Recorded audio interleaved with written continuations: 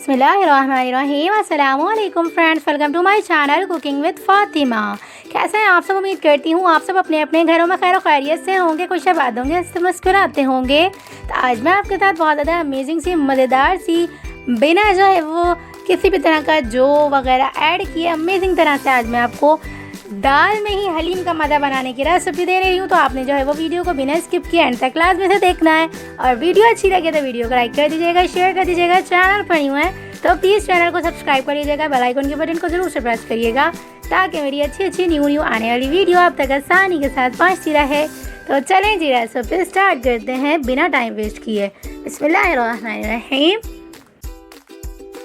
तो हलीम जैसी दाल बनाने के लिए हमने यहाँ पे 2 अदद दाल ले ली हुई हैं।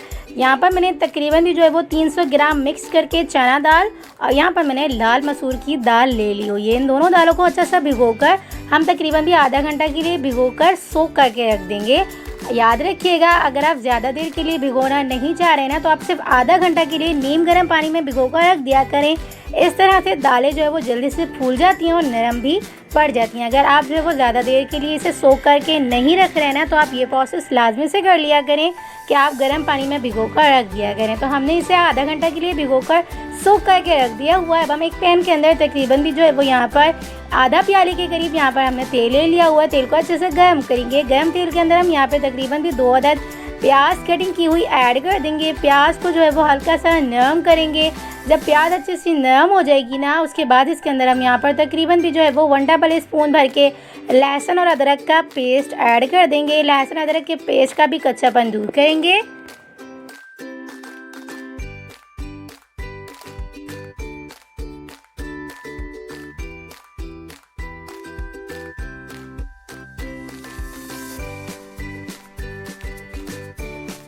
लहसुन अदरक के पेस्ट का कच्चापन दूर हो जाएगा ना तो इसके बाद इसके अंदर हम यहाँ पे पील ऑफ टमाटर स्लाइस में कट किए हुए 1 अदद ऐड कर देंगे। यहाँ पर हमने 4 से 5 जो है वो मिक्स बोटी के यहाँ पे चिकन के पीसेस ऐड कर दिए हुए हैं। तमाम चीज़ों का अच्छा सही एक साथ ही हम कच्चापन दूर कर लेंगे।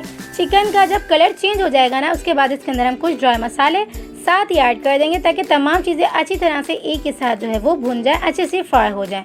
तो यहाँ पर हमने 3 से 4 मिनट तक अच्छे से फ्राई किया। उसके बाद यहाँ पर हम जो है वो कुछ ड्राई मसालों में यहाँ पर हम 1 टीस्पून हल्दी पाउडर ऐड कर देंगे। यहाँ पर हम तकरीबन 1 टेबल स्पून भर के लाल मिर्च पाउडर ऐड कर देंगे। 1 टेबल स्पून यहाँ पे हम धनिया पाउडर ऐड कर देंगे। 1 टेबल स्पून भर के यह हस्बे ज़रूरत आप इसके अंदर जो है वो नमक ऐड कर दीजिएगा।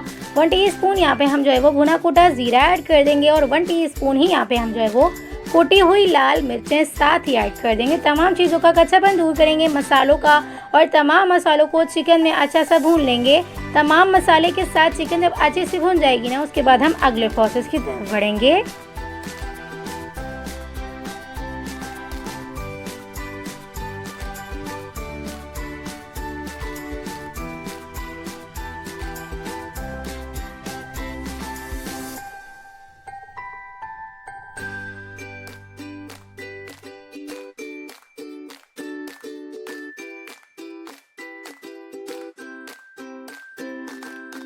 चिकन को भूनते हुए जब चिकन इस स्टेज पे आ जाएगी ना, जब चिकन और मसाले अच्छे से भून जाएंगे और तेल इस तरह से ऊपर आ जाएगा ना तो इसके बाद इसके अंदर हम साथ में जो है वो यहाँ पर दालें भी ऐड कर देंगे। क्योंकि दालों को जो है वो 1 घंटा से ऊपर हो चुका हुआ है, ज़्यादा देर ही हो चुकी हुई है मैंने इसे भिगोते हुए। तो यहाँ पर हमारी दालें अच्छे से जो है वो नरम हो चुकी हुई हैं तो दालें हम साथ ही ऐड कर देंगे। ऐड करने के साथ ही हम यहाँ पे तमाम दालों को अच्छे से मिक्स करेंगे, वेल कंबाइन करेंगे। इसके बाद 2.5 गिलास पानी ऐड करके ढक्कन बंद करके इसे हम जो है वो तकरीबन भी जो है वो 1 घंटा के लिए बिल्कुल दम वाली फ्लेम पे रख के अच्छा सा कुक करेंगे। 5 मिनट के लिए इसे हम हाई फ्लेम रखेंगे। दाल में अच्छा सा उबाल आ जाएगा ना उसके बाद हम मीडियम टू लो यानी कि बिल्कुल दम वाली फ्लेम पे रख के 1 घंटा अच्छे से कुक कर लेंगे।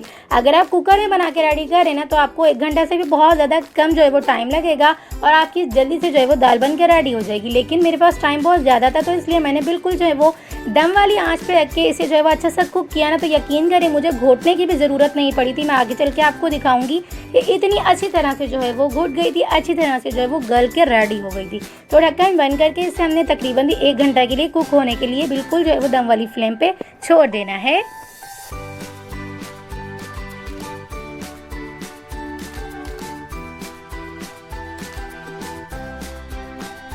1 घंटा हो चुका हुआ है और देख सकते हैं आप दाल हमारी कितनी अच्छी तरह से जो है वो गल चुकी हुई है, बिल्कुल जो है वो नरम पड़ चुकी हुई है। थोड़ा सा जो है वो चना दाल के अंदर कसर होती है ना, वो भी बिल्कुल बाकी नहीं है, लेकिन चना दाल का एक टेक्सचर ऐसा होता है कि ये खड़ी खड़ी सी रहती है, तो इसे हम थोड़ा से चम्मच ही मारेंगे ना तो ये बहुत ज़्यादा अच्छी तरह से गल जाएगी। देख सकते हैं आप चिकन की पीसेस तक, यानी कि जो हड्डियाँ हैं ना वो भी कितनी अच्छी तरह से अलग हो चुकी हुई हैं, सिर्फ जो है वो हमने इसे गलाया है। तो चिकन की जो बोटियाँ हैं ना उससे हम जो है वो डिस्कार्ड कर देंगे, और जो इसका रेशा है ना वो अंदर ही रह गया है। तो इसके रेशे को अच्छा सा जो है वो और भी ज़्यादा रेशा करने के लिए और दाल को फुल जो है वो अच्छा सा मेल्ट करने के लिए, अच्छा सा घोटने के लिए इसे हम जो है वो हैंड ब्लेंडर की मदद से अच्छा सा घोट लेंगे। आप चाहें ना तो लकड़ी का जो घोटना होता है ना उसकी मदद से भी अच्छा सा घोट सकते हैं, कोई इशू नहीं, लेकिन मैंने इसे जो है वो हैंड ब्लेंडर की मदद से अच्छा सा जल्दी से जो है वो घोट लिया था। दोनों ही एक ही काम करते हैं, लकड़ी वाला घोटना भी और जो है वो हैंड ब्लेंडर भी। अगर आपके पास जो है वो लकड़ी वाला घोटना होना तो आप उससे भी घोट सकते हैं, कोई इशू नहीं। देख सकते हैं आप रेशा कितनी अच्छी तरह से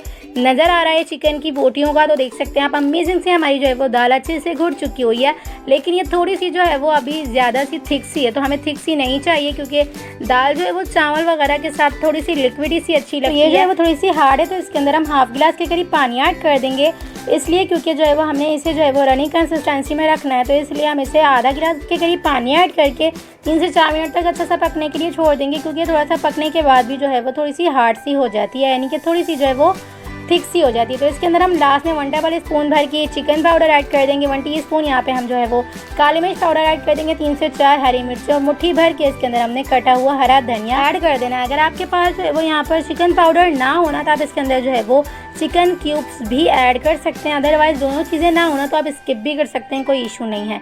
तो यहाँ पर हमने मिक्स करके तमाम चीज़ों को अच्छे से वेलकम वाइन करके 3 से 4 मिनट तक अच्छे से पकने के लिए छोड़ देना है, ताकि जितना पानी जो है वो ख़त्म होना है ना ख़त्म हो जाएगा, और जितना हमें चाहिए वो उतना जो है वो दाल के अंदर रह जाएगा। अब हम इसे ढक्कन बंद करके साइड पर रखेंगे, और अब हम जो है वो मज़ेदार सा तड़का तैयार कर लेंगे इसका। तो हमने यहाँ पर एक पैन के अंदर 4 to 5 टेबल स्पून तेल ऐड कर लिया है।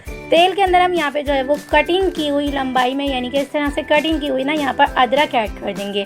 अदरक और यहाँ पर हमने हरी मिर्चों का तड़का तैयार करना है, तो हमने 3 से 4 यहाँ पर जो है वो स्लाइस में करी हुई हरी मिर्चें भी ऐड कर दी हुई हैं। तो यहाँ पर हमने दोनों चीज़ों का अच्छा सा मज़ेदार सा तड़का बना के जो है वो दाल के अंदर कर देना है। तो हमारा तड़का बनकर रेडी हो चुका हुआ है, इसे हम जो है वो दाल के अंदर ऐड कर देंगे। तो मज़ेदार सी हमारी जो है वो हलीम स्टाइल दाल बनकर रेडी हो चुकी हुई है। तो आपने इस मज़ेदार सी दाल को जो है एक बार ज़रूर से ट्राई करना है, मुझे अपना फीडबैक ज़रूर से देना है आपको रेसिपी कैसी लगी। और रेसिपी अच्छी लगी तो रेसिपी को थम्स अप ज़रूर से दीजिएगा। चैनल पर नहीं हो तो प्लीज़ चैनल को सब्सक्राइब कर लीजिएगा। तो चलिए जी, मिलते हैं नेक्स्ट वीडियो में। जब तक अपना ख्याल रखिएगा, मुझे दुआओं में याद रखिएगा। मिलते हैं नेक्स्ट वीडियो में बहुत ही आसान, सिंपल और यूनिक सी रेसिपी के साथ। अल्लाह हाफिज़।